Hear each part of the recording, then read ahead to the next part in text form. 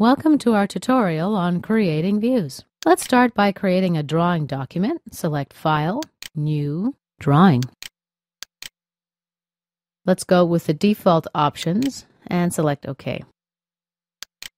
We can tile this horizontally. Okay, now let's create a front view. Let's undock the Views toolbar. We can use the Front Views command here, or get it from Insert, Views, Projection, Front View. CATIA asks us to make a reference plane selection. I'm going to select this face, and I'll double-click to maximize that window. We can rotate the view as you see here. When we're satisfied, we press outside and CATIA finalizes the view. The front view in the specification tree is underlined. That means it's active.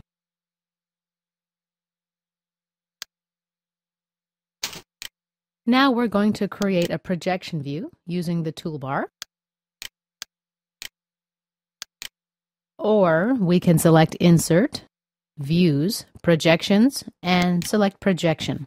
The Projection View command allows us to create rectangular views from the parent view at the bottom, left, right, or top. When you're satisfied with your selection, click the left mouse button and you'll have your view. Next is the auxiliary view. You can use the View toolbar again, or select Insert, Views, Projection, Auxiliary. CATIA asks us to select the starting point or linear edge to define the orientation. Use this edge. As you see, this view is normal to the line which I selected. Click the left mouse button and here is your auxiliary view. Next is the detail view. Once again, you can use the Views toolbar or select Insert, Views, Details, Detail.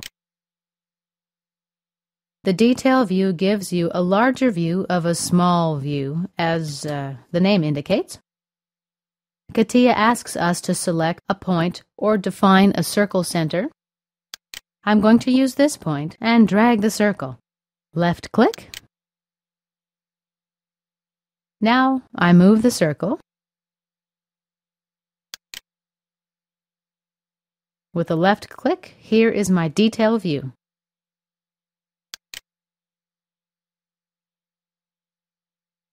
As you can see, the scale is 2:1. We can change this. Right-click, select Properties, and change the scale on the View tab. Let's close this. The last view is the Offset Section view. This is available from the toolbar or from Insert, Views, Sections, Offset Section. Now we can draw a line through a few points. The line must be perpendicular to the subsequent line. When we're finished, double-click, and then decide where you'd like to drop this view. Just drag your mouse and left-click when you're ready. This concludes our tutorial on creating views.